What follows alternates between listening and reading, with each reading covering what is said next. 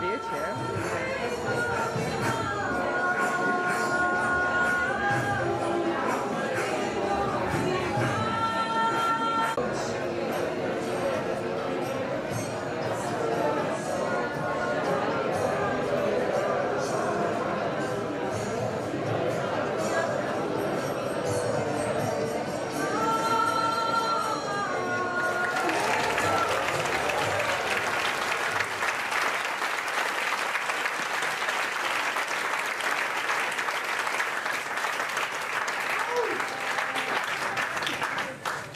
Hello, Amsterdam, wow!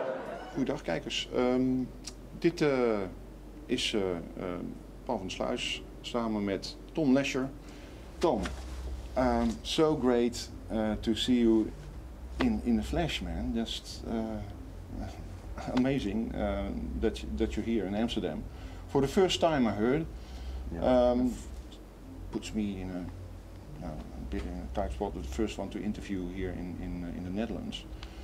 So what's my first question going to be? The instant thing I thought of was love. What is love to you?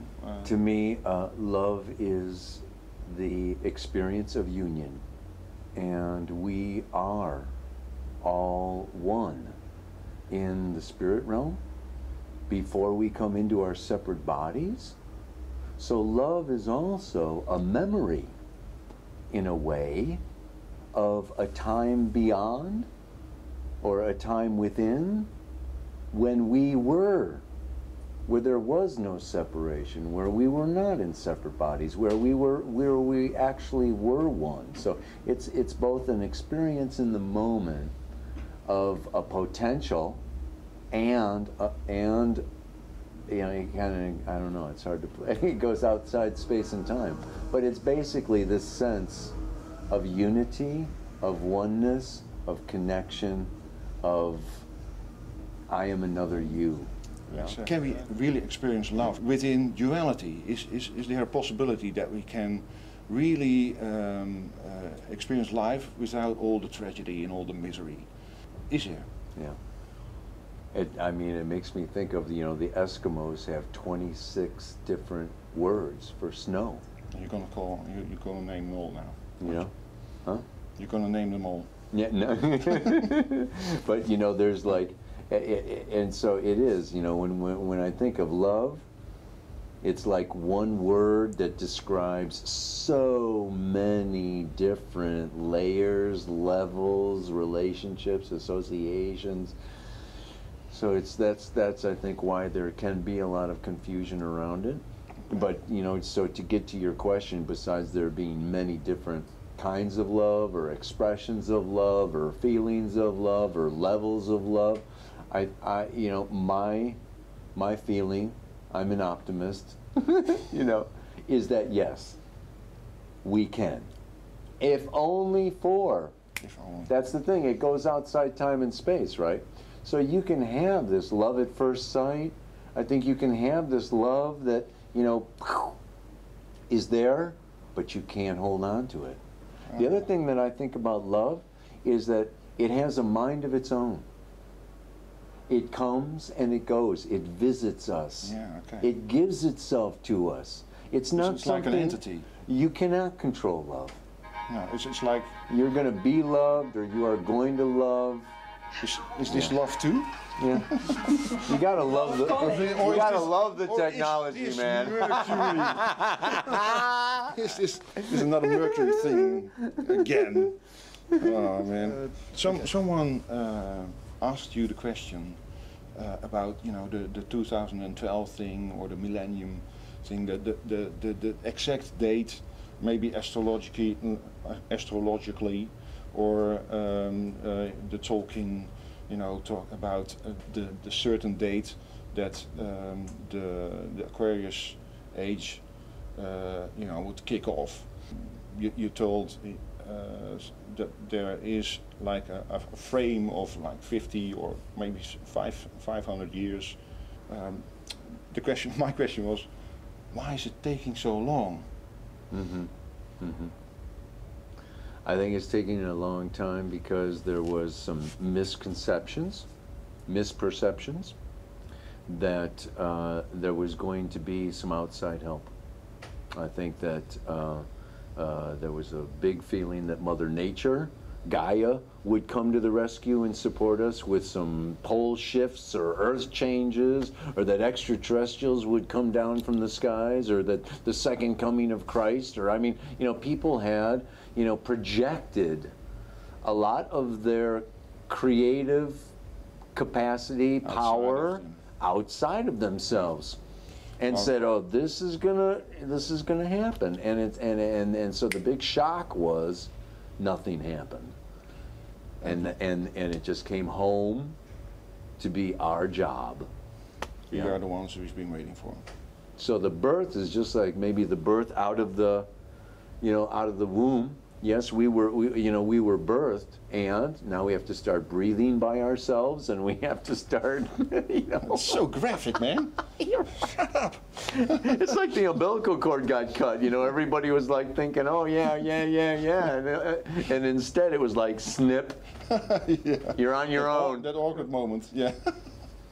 You gradually talk about the New World paradigm. What does this New World look like to you? The new paradigm to me,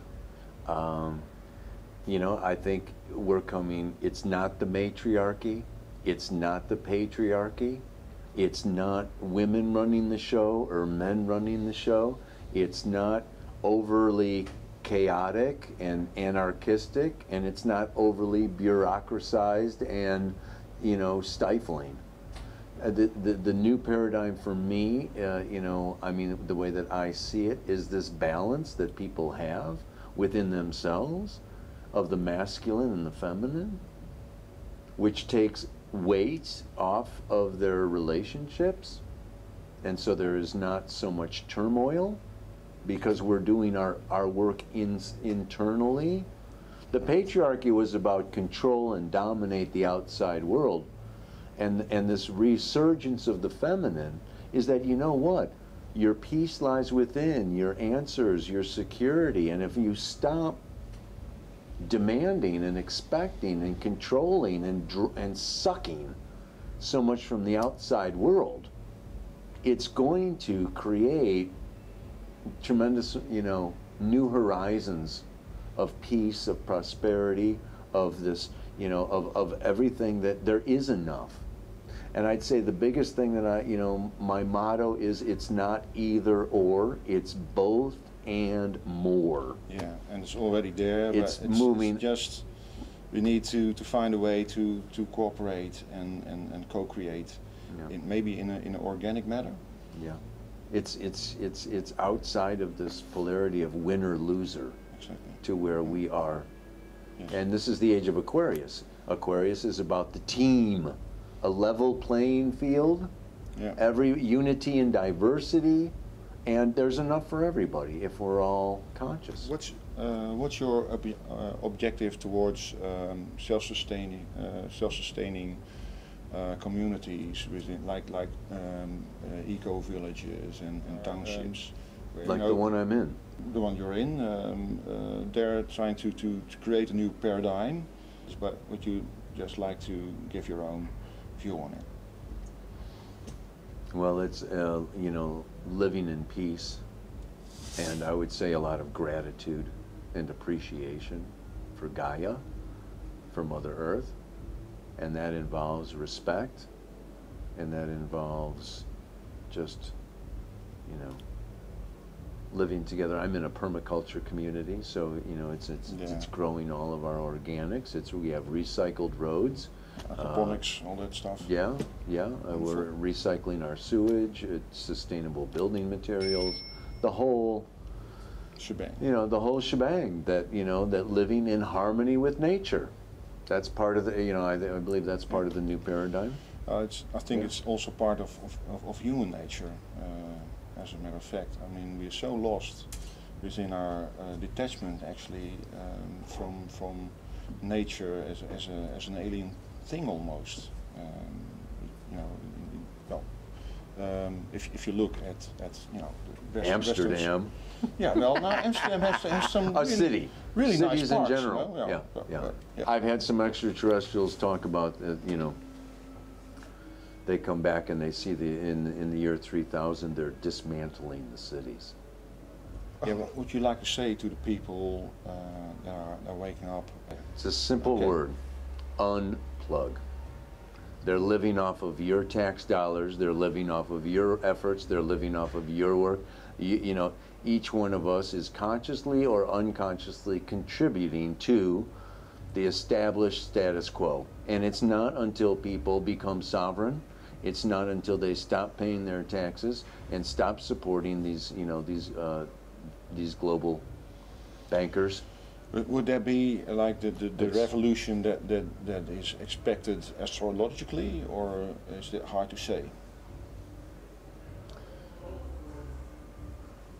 I mean, no. This is definitely Uranus going through Aries from 2011 to 2018. There's a growing movement, yes, of people, you know, getting rid of their social security numbers, getting rid of their, you know. Yeah, the sovereign. Yeah. People. And, yeah. The OPPT and this. This is like this needs to spread like a like an epidemic. That would be wonderful. Better than That's Aloha. what's going to be powering the new paradigm. Yeah. You like to throw in some mythology once in a while, you know, within your wonderful reports. It never occurred to me, but you said it during your lecture, that astrological figures are in fact also like these archetypal figures, and where do they fit into astrology? I'm pretty sure there's a connection. Oh, yeah. I mean, astrology is basically, you know, Carl Jung, you know, coined the term archetypes, and archetypes are, we all have an inner child, an inner lover, an inner warrior, an inner king or queen, and I mean, you know, we have all these different archetypes, aspects within us, you know, and what the chart does is, all it does is it says, there's no pure archetype, so there's no pure warrior, there's no pure child. There's always a mix. Okay. So your astrological birth chart is your unique particular mix of that spectrum of archetypes that constitute human consciousness. That's why everybody is a unique individual, and it's maybe so hard for people to understand that we're all one. So that brings us to the guardians of the threshold. If you talk about the guardian of the threshold, it sounds almost like an archetypal figure. Mm-hmm. But is it to you?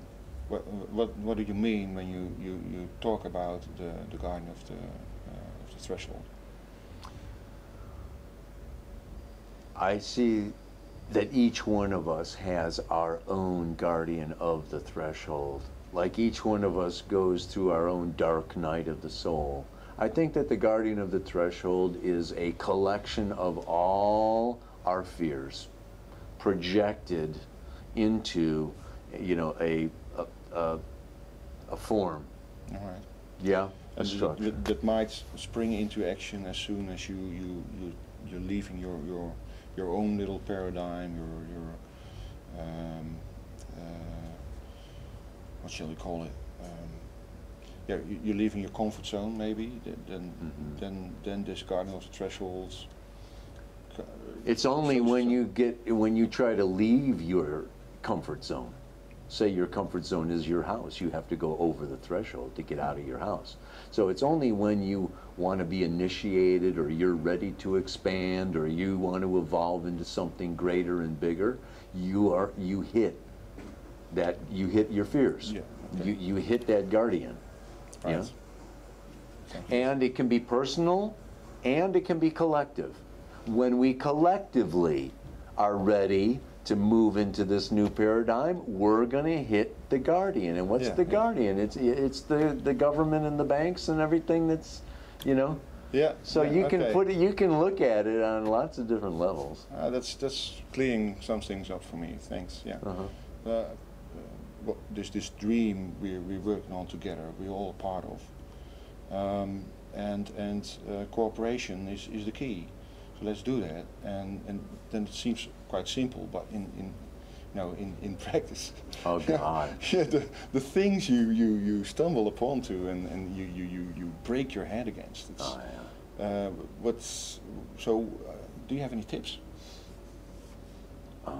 or is it just no chance? I mean,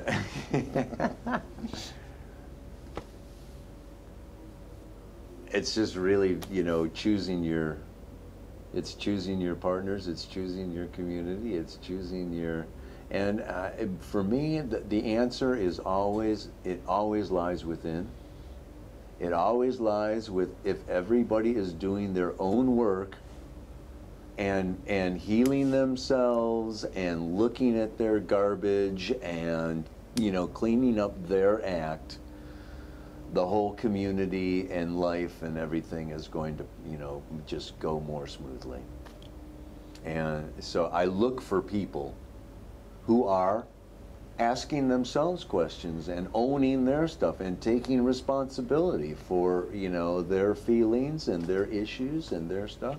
And those are the people that I want to engage in projects and community and business with, right? I mean, yeah, so it's... So to all the change makers and the way seers out there, you say, clean house first,